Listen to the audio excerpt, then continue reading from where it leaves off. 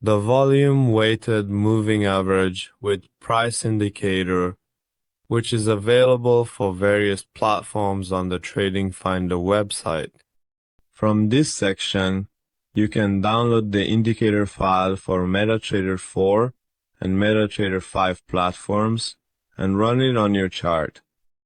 Traders can also read this page to learn about the functionality and operation of the indicator.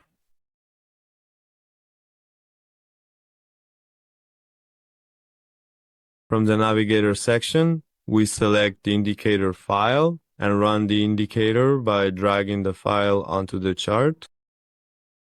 Once the indicator is placed on the chart, an oscillator window will appear at the bottom of the chart. The volume-weighted moving average with price indicator is a special and practical tool that allows us to identify upward and downward trends in the market. The orange line represents the price, and the green or red line, which acts as the oscillator, is the volume-weighted moving average with price line. If the price crosses above the oscillator and the oscillator's color changes from red to green, it indicates an upward trend. Conversely, when the price crosses below the oscillator and the oscillator changes from green to red, it signals a downward trend. In the Settings section, under the Input tab, there are options available for us.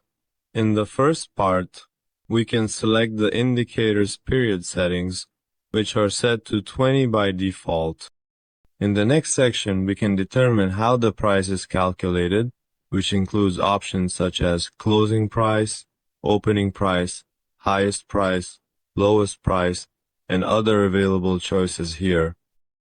In the next section, we can specify the type of volume calculation, where two options are available: real volume and take volume. If you have access to volume and data, you can use the real volume option.